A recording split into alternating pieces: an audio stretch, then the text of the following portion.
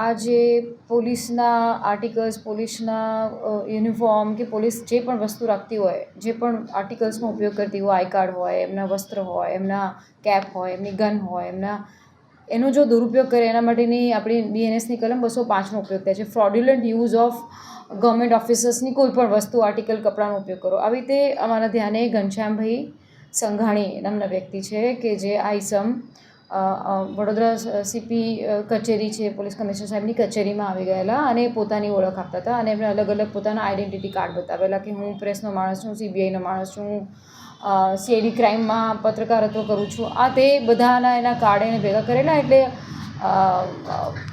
Police ભવનના ઉચ્ચ અધિકારીઓને પણ શંકા જતા સરને ધ્યાને આવતા અમે એની સઘન પૂછપરછ કરતાં ધ્યાને આવ્યું કે આ એક ફ્રોડ વ્યક્તિ છે. એ એના બદ ઇરાદાથી આ બધા આઈ કાર્ડનો ઉપયોગ કરે છે.